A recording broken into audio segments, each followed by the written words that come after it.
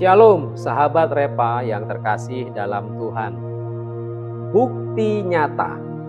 Bukti nyata itu yang dicari semua orang hari ini. Kalau tidak ada bukti, kita tidak percaya. Kalau tidak ada hasil, kita tidak bergerak. Kita hidup di zaman yang sangat mengandalkan rasio. Orang berkata, saya mau lihat dulu, baru percaya. Bahkan dalam gereja pun, banyak jemaat mulai berpikir seperti ini.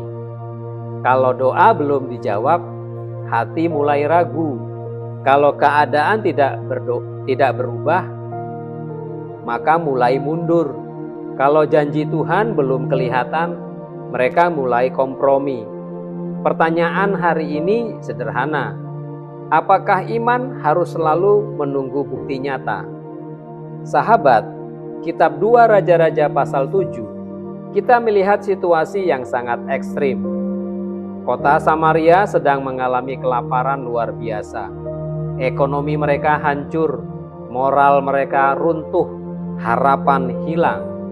Dan di tengah kondisi itu, Tuhan berbicara sesuatu yang terdengar tidak masuk akal. Besok semuanya berubah.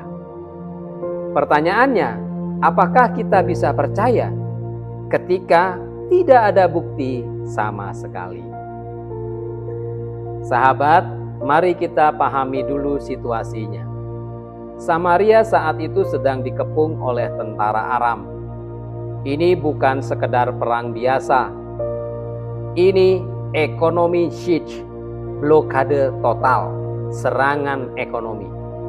Tidak ada makanan masuk, tidak ada distribusi logistik, harga makanan melonjak tidak masuk akal.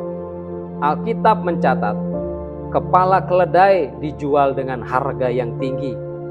Bahkan kotoran burung pun dijual untuk dimakan. Ini bukan sekedar miskin, ini krisis kemanusiaan.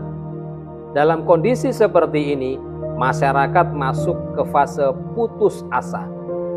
Karena nilai moral runtuh, rasionalitas digantikan insting bertahan hidup, bahkan terjadi kanibalisme. Kita bisa baca di pasal sebelumnya. Secara teologis, kondisi ini juga dilihat sebagai konsekuensi dari ketidaksetiaan umat. Dan di tengah sistem yang runtuh ini, Tuhan tidak mengirim raja, Tuhan tidak mengirim tentara, tapi mengirim firman Tuhan. Dan lebih mengejutkan lagi, Tuhan memakai 4 orang kusta. Dalam sistem sosial Israel, orang kusta itu najis secara agama, terbuang secara sosial, tidak punya akses ke pusat kehidupan. Tetapi Tuhan membuat mereka justru yang menemukan mujizat Tuhan lebih dulu. Ini membalik seluruh sistem berpikir manusia saat itu. Mari kita lihat teksnya lebih mendalam. Saat itu Nabi berkata, besok kira-kira waktu ini. Ini bukan kalimat motivasi, saudara. Ini adalah deklarasi profetik yang spesifik dan terukur. Dalam bahasa aslinya, ini menunjukkan kepastian ilahi, bukan kemungkinan.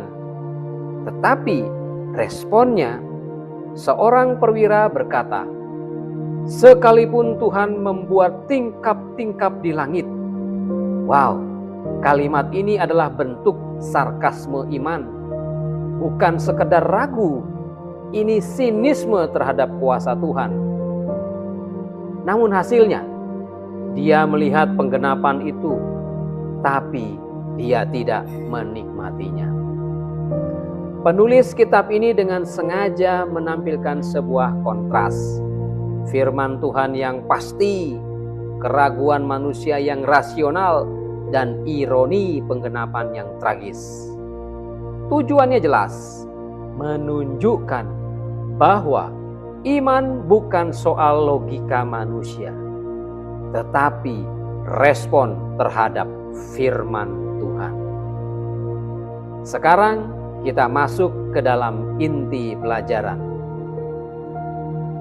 Ajaran yang pertama, iman tidak bergantung situasi. Sahabat, situasi Samaria tidak mendukung iman sama sekali.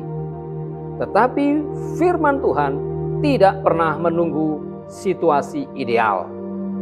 Hari ini banyak orang berkata, tunggu kondisi membaik dahulu, baru percaya. Tidak.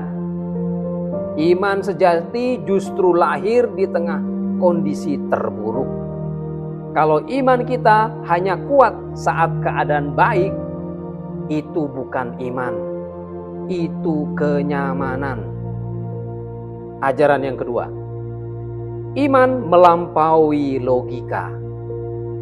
Perwira itu logis, masuk akal, realistis, tapi dia kehilangan satu hal, kepekaan terhadap suara Tuhan. Sahabat, logika itu penting, tapi itu bukan Tuhan. Ada hal-hal dalam hidup ini yang tidak bisa dijelaskan, tapi harus dipercaya. Kalau semua harus masuk akal dahulu, kita tidak akan pernah mengalami mujizat. Ajaran yang ketiga, iman menentukan partisipasi. Perwira itu melihat, tapi dia tidak menikmati mujizat yang terjadi. 4 orang kusta itu bergerak dan mengalami. Perbedaannya apa, saudara?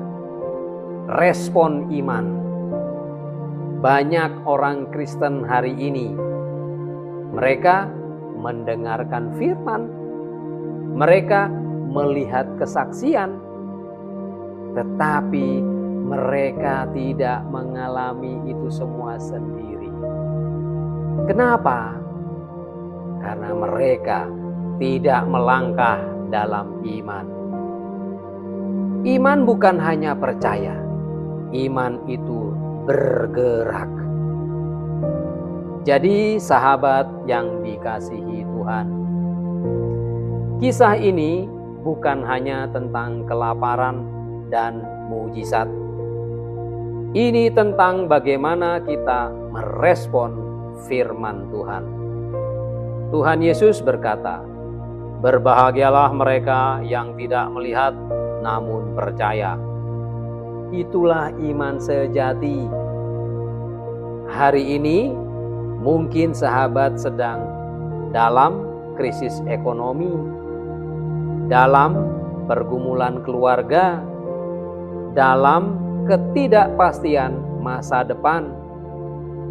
Dan mungkin sahabat merasa belum ada bukti nyata. Tapi ingat ini, firman Tuhan tidak pernah gagal. Pesan kunci hari ini, jangan tunggu bukti untuk percaya. Percaya dahulu, maka sahabat akan melihatnya. Mari kita melakukan sebuah langkah-langkah praktis. Pegang janji Tuhan setiap hari. Jangan biarkan logika membunuh imanmu. Berani ambil langkah kecil di dalam iman. Karena mujizat seringkali dimulai bukan dari bukti, tetapi dari keputusan untuk percaya. Mari kita berdoa. Bapa di sorga, kami datang dengan segala keterbatasan kami. Seringkali kami ingin melihat dahulu baru percaya. Seringkali kami ragu ketika keadaan tidak berubah. Ampuni kami ya Tuhan. Hari ini kami belajar bahwa iman tidak bergantung pada bukti, tetapi pada firman-Mu yang hidup. Tolong kami ya Tuhan untuk tetap percaya di tengah situasi yang tidak pasti. Kuatkanlah hati kami, teguhkanlah langkah kami, dan ajar kami berjalan dalam iman. Biarlah kami tidak hanya melihat, tetapi juga mengalami kuasa-Mu yang nyata dalam hidup kami. Di dalam nama Tuhan Yesus Kristus, kami berdoa dan kami percaya. Amin.